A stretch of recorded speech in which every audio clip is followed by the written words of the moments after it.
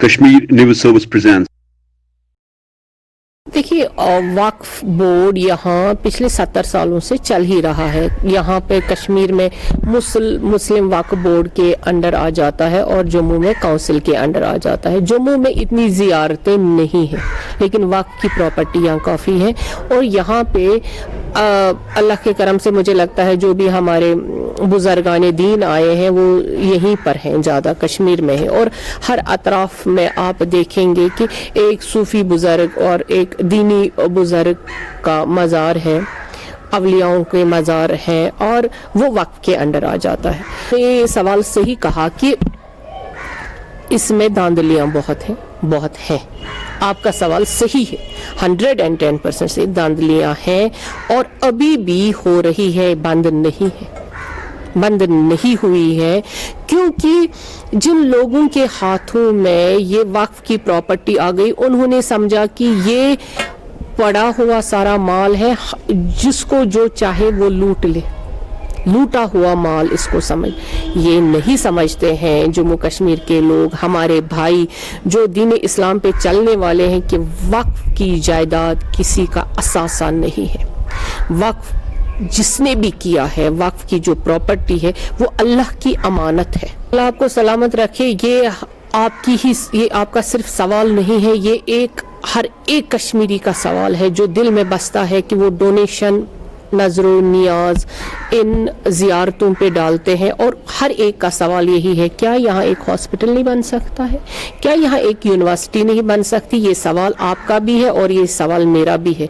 और जो आपने श्राइन वाली बात करी, वहाँ की माता वैष्णो देवी की एक ही श्राइन है और कितना इलॉबरेट करा वहाँ पे, क्योंकि वो सारा LG या गवर्नर या जो भी यहाँ पे गवर्नर रहे उनके हाथ में रहा, सीधे गवर्नमेंट के हाथ में है।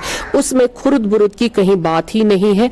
मुलाजिम भी वहाँ चलता है, वहाँ बेवाएं भी पलती हैं, वहाँ बच्चों की शादी भी होती है, वहाँ यूनिवर्सिटी, और आज अगर J&K में बड़ा हॉस्पिटल है वो कटरा में है।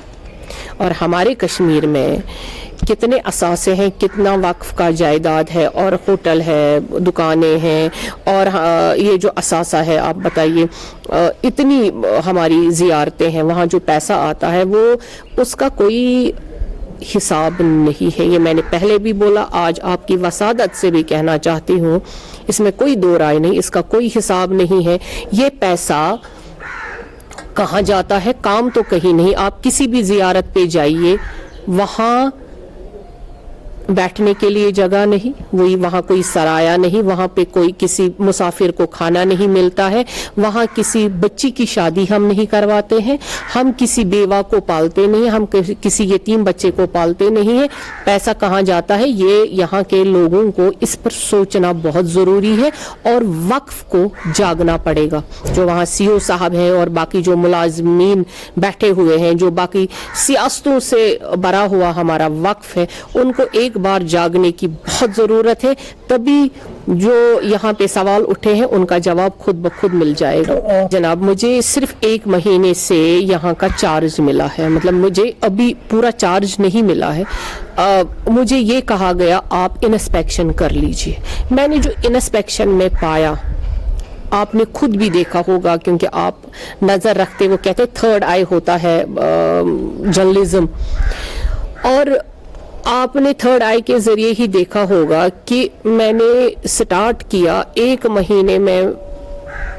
अगर शादरा शरीफ से किश्तवाड़, यहाँ पे भी मैं नॉर्थ साउथ हर जगह गई, यहाँ के वक्फ वालों को वो बहुत ही नागुज़ीर गुजरा। मेरा जाना, मेरा इंस्पेक्शन करना और फिर मीडिया में बेबाकी से बोलना कि वक्फ में बहुत खुर्द बुर्द हो रहा है, वक्फ में कोई अकाउंटेबिलिटी नहीं है। और मैं वही दोहरा रही हूँ, नहीं है अकाउंटेबिलिटी। अगर यहाँ ये अकाउंटेबिलिटी के इससे डर रहे हैं, वहाँ तो इनको रोज़े महशर में इसकी अकाउंटेबिलिटी तो ज़रूर आएगी सामने। अगर ये वक्फ वाले कर क्या रहे, वक्फ में सीओ साहब बैठे हैं, बाकी मुलाजमीन बैठे हैं, उनको जाके वहाँ पे सफाई करनी चाहिए, वहाँ का जो पैसा आता है उसकी अकाउंटेबिलिटी होनी चाहिए। अभी हमारा वहाँ पे एक तहसीलदार साहब केएस ऑफिसर आए हुए हैं जो अभी जिन्होंने काम शुरू किया है, लोगों को इसमें भी मिर्ची लगने लगी है कि हम अकाउंटेबल क्यों हो जाएंगे। ये कौन आएगा हमें समझाने कि ये अल्लाह का असासा है, ये इन वलियों का असासा है, इसमें हमें खुर्द बुरुद करने की ज़रूरत नहीं है। हमने इसी में खुर्द बुरुद किया और उसी की जो हमें मार पड़ रही है अल्लाह की तरफ से, ये उसी की सज़ा है। बिल्कुल है इंशाअल्लाह। जब नया आपको कुछ करना होता है तब आपको ये नहीं देखना होता है कि ये खंडर पुराना है या नया है, नई इमारत है।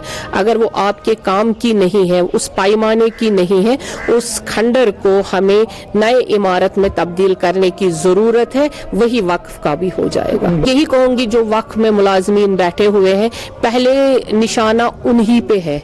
वो लोग किस पसे मंजर से आए हैं वो हम सब जानते हैं, आप भी और मैं भी।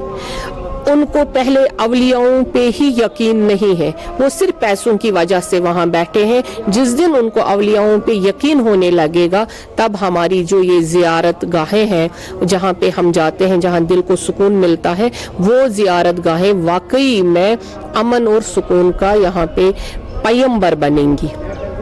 और जब तक ये लोग उसके साथ सौदाबाजी करते रहेंगे, अपने लिए इस्तेमाल करते रहेंगे, तब तक हमें यकीन है ये पूरा कि चैन और सुकून हमें नहीं मिलेगा। Thanks for watching Kashmir News Service.